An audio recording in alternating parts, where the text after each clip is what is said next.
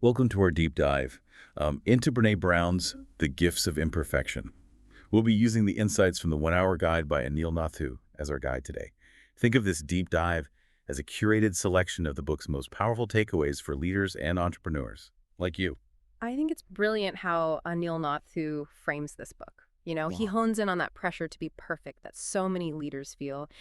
And Brown dismantles that idea. She argues that vulnerability, something many of us try to avoid, is actually the key to forging deeper connections, unlocking creativity, and even building courage. That is so counterintuitive, right? We're often taught to project strength and hide our imperfections. But Nathu pulls out this fantastic concept from the book called wholehearted living. It's about finding a sense of worth that isn't tied to accomplishments or external validation. Have you ever felt that pressure to constantly prove yourself? Yeah, I think it's almost a universal experience, especially in today's achievement-oriented world. But what I find fascinating is how Brown breaks down this idea of wholehearted living. She identifies courage, compassion, and connection as the three pillars. And those are so relevant to the challenges you face as a leader. Yeah. Think about how courage plays into making tough decisions, how compassion impacts your team dynamics, and how connection fuels collaboration and innovation. hmm It's like she's giving us a roadmap to navigate the complexities of leadership. And the 1 Hour Guide by Anil Nathu actually simplifies it even further, highlighting 10 guideposts from the book. Let's dive into a couple of those that really resonated with me. First up is authenticity. Nathu talks about the freedom that comes from letting go of what others think Yeah. and just being yourself. And that's not just a feel-good idea. Authenticity, as Anil Nathu points out, can have a tangible impact on your leadership. Right. Think about it. When you're genuine, you build trust with your team.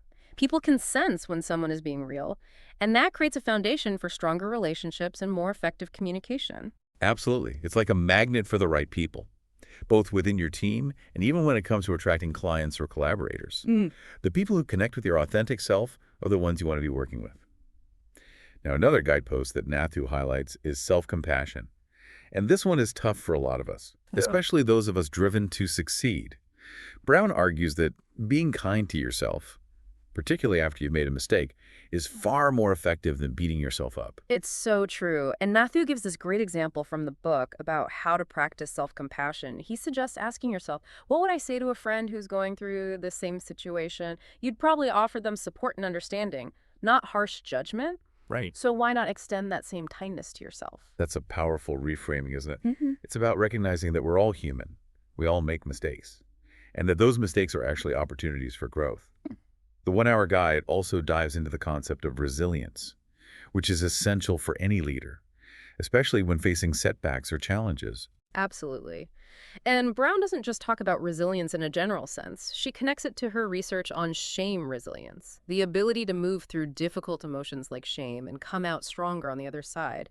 Nathu sums it up beautifully by saying that avoiding those tough emotions actually makes us more vulnerable in the long run. Yeah, it's like that old saying about what doesn't kill you makes you stronger. But it's not just about enduring hardship. It's about developing the emotional agility to navigate those challenges with grace and even find meaning in the struggle. Exactly. And Anil Nathu uses this brilliant analogy in the guide, comparing it to being afraid of the dark. The more we avoid those shadowy parts of ourselves, the more power they have over us. But when we face them head on, we realize they're not as scary as we thought. And that's where true strength comes from. Now, this next guidepost might seem a little counterintuitive, especially for leaders who are used to pushing themselves to the limit. Play and rest. It feels almost indulgent, doesn't it?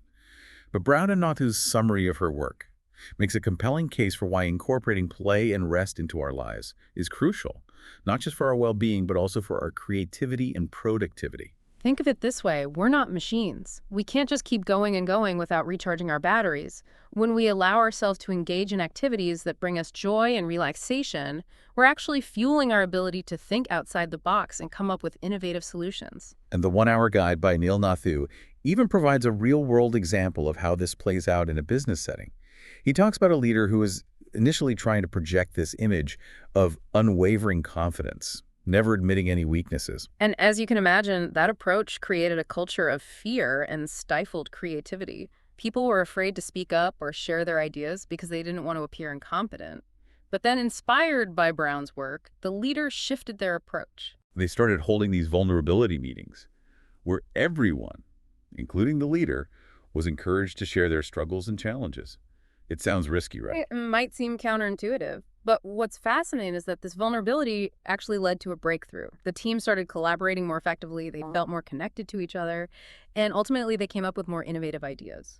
It's proof that vulnerability isn't weakness. It's actually a superpower. Hmm. And the one-hour guide does a great job of connecting this back to the bigger picture of what Brown is trying to achieve with her work. She's challenging us to redefine success, moving away from the idea that it's all about achievements and external validation. And that's so relevant for leaders and entrepreneurs. We're often driven by this relentless pursuit of goals. But Brown reminds us that true success encompasses so much more than that. It's about living and leading with authenticity, compassion, and connection. And that ties in beautifully with another important takeaway from the Guide Brown's challenge to the glorification of exhaustion. In our always-on culture, it's almost a badge of honor to be constantly busy and stressed. But Brown argues that this approach is actually detrimental to our well-being and our ability to lead effectively. It's about recognizing that rest and play aren't rewards for hard work. They're essential components of a fulfilling and successful life. And that's a message that often gets lost in the hustle and grind of building a business or leading a team. So as we wrap up our deep dive into The Gifts of Imperfection, guided by the insightful one-hour guide by Anil Nathu, we want to leave you with some key takeaways to reflect on. We've explored the power of vulnerability, the importance of self-compassion, and the need to embrace play and rest as essential elements of a wholehearted and successful life. It's about recognizing that imperfection is not something to be ashamed of, but rather something to be embraced. It's in our imperfections that we find our humanity, our creativity, and our connection to others. And it really is a journey, right? It's not like there's some magic switch you can just flip to suddenly become this perfectly wholehearted, vulnerable leader. Right. But I think what's so powerful about the one-hour guide by Anil Nathu is that it gives us those practical steps to start incorporating these ideas into our lives, even if it's just one small change at a time. Yeah, it's about progress, not perfection. And remember, as Brown emphasizes, the courage to be vulnerable is a muscle we build through practice. The more we lean into vulnerability in our lives, the stronger and more resilient we become.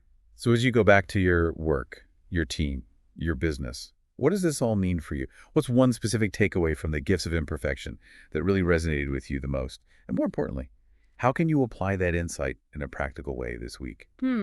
Maybe it's about being more authentic in your communication, showing your team that you're not afraid to admit when you don't have all the answers. Or perhaps it's about practicing self-compassion after a setback, instead of letting self-doubt take over. Or maybe it's about scheduling some dedicated time for play and rest, knowing that it's not a luxury, but an investment in your well-being and your ability to lead effectively. Remember, as Anil Nathu highlights in the guide, embracing imperfection is not a sign of weakness. It's a sign of courage. It's a sign that you're willing to show up authentically, connect with others on a deeper level, and lead from a place of wholeness. And that's the kind of leadership that inspires, that builds trust, and that ultimately creates a more fulfilling and successful experience for everyone involved. Thank you for joining us today. Visit the One Hour Guide website for more business insights by Anil Nathu. And as you go about your week, we'll leave you with this final thought. What's one small act of vulnerability you can bring to your work this week? It might feel uncomfortable at first, but we promise the rewards will be worth it.